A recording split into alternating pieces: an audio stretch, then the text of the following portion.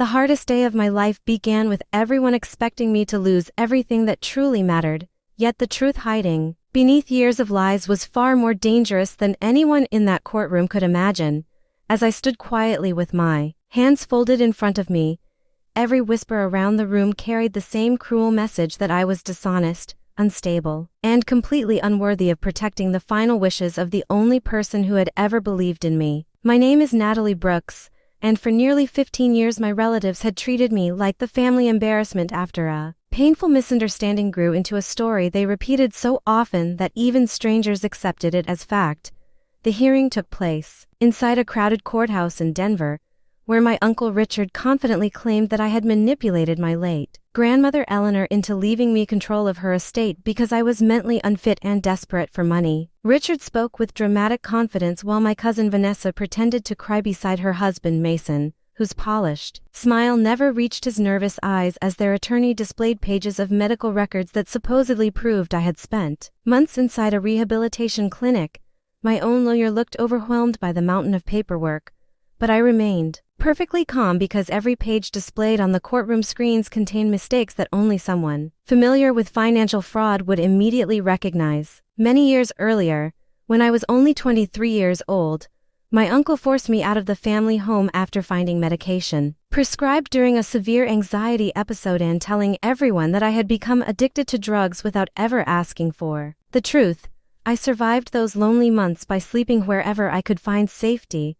working exhausting part-time jobs during the day, and studying late into the night because I refused to let his cruel judgment define the rest of my future. While the courtroom listened to accusation after accusation, I slowly stood and asked the judge for permission to tell my side of the story before any decision was made, knowing that the evidence hidden inside my briefcase would soon change every expression in that room. I took a deep breath, looked directly at my uncle for the first time in years, and realized that the people who had spent so long destroying my reputation had unknowingly walked straight into a trap built entirely from their own deception. As I faced the judge, memories I had buried for years returned with painful clarity, and I explained that my grandmother Eleanor had quietly reached out to me after discovering that the family version of my story was filled with lies and cruel exaggerations. She had apologized for believing the rumors at first, promised she would uncover the truth herself,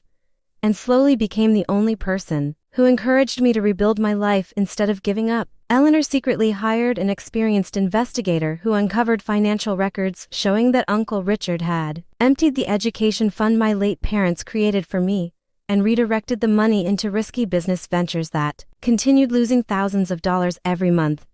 The investigator also found payments covering Vanessa's expensive wedding celebration, luxury vacations, and countless personal purchases that had nothing to do with my future, proving that the person accusing me of dishonesty had quietly stolen from his own family. Determined to honor my grandmother's faith in me,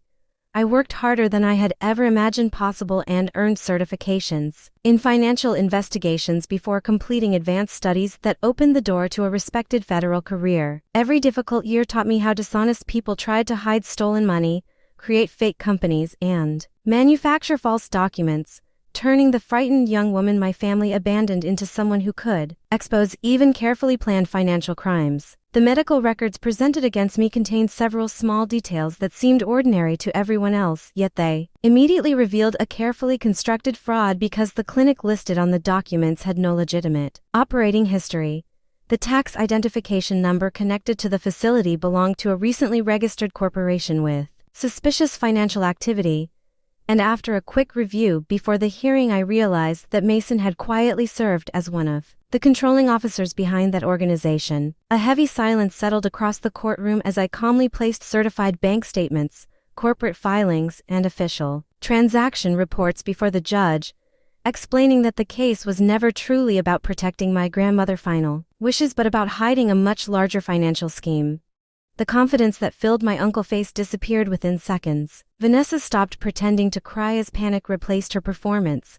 and Mason suddenly understood that the evidence they had created to destroy me was about to destroy them instead. The judge carefully reviewed every document before her, asking several detailed questions that revealed inconsistencies my relatives had completely overlooked while preparing their false claims against me.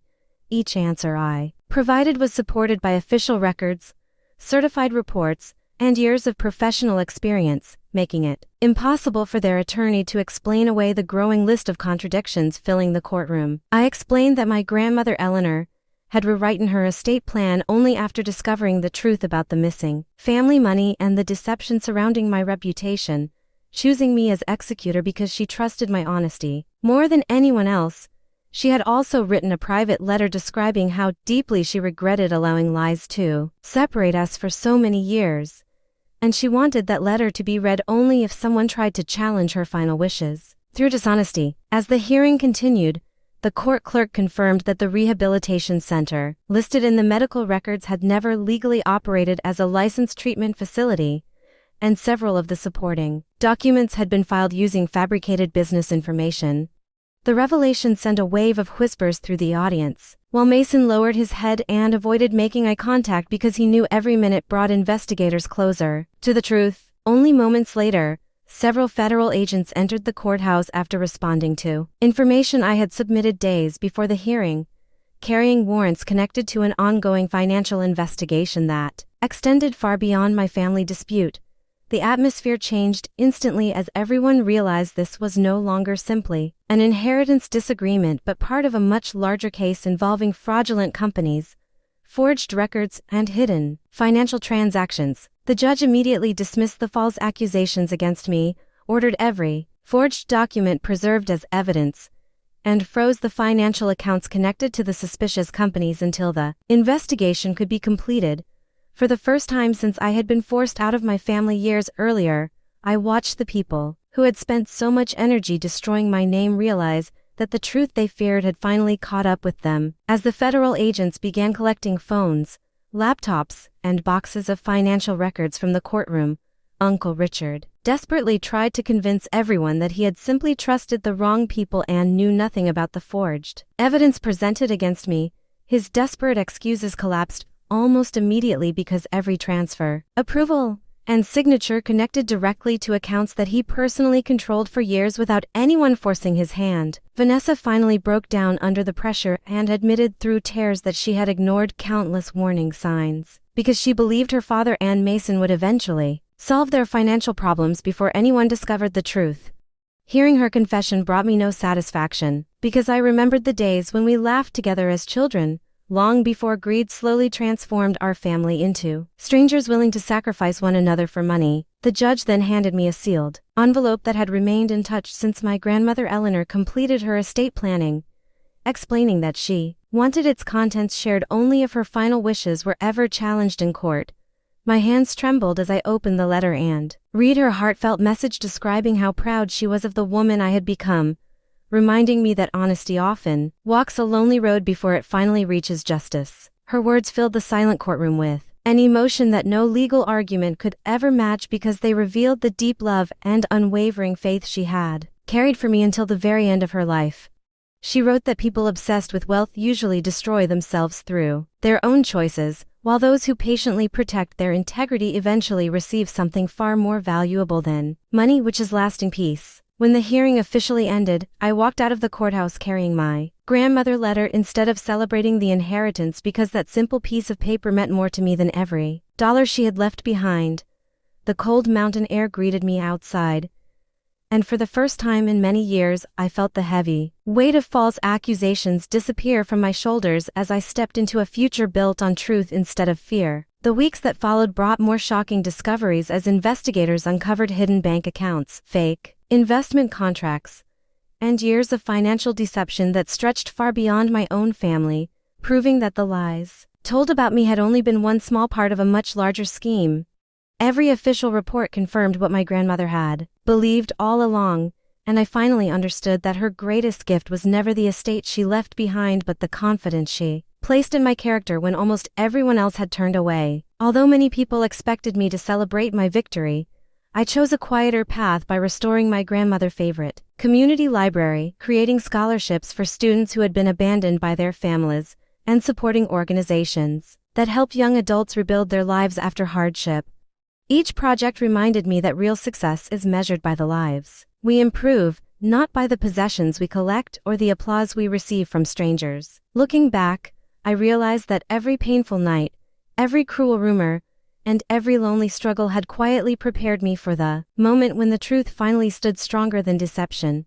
If I had allowed bitterness to control my heart, I might have become exactly the kind of person my relatives falsely claimed I was. But choosing patience, discipline, and honesty changed the ending of my story forever. Today I no longer carry anger toward the people who tried to destroy my reputation, because justice accomplished what revenge never could, and the truth spoke louder than any accusation ever shouted against me. Whenever I remember my grandmother's gentle smile and her unwavering belief in me, I find the strength to keep moving forward with gratitude, knowing that integrity will always outlast lies, no matter how convincing those lies may seem. My journey taught me that even when the world believes the worst about you, staying faithful to the truth can transform the darkest chapter of your life into the beginning of something extraordinary, and that lesson will remain with me forever. Please subscribe to our channel and share this video with your friends and family. We create entertaining and inspiring stories for our viewers, and your support helps us continue making great content for you.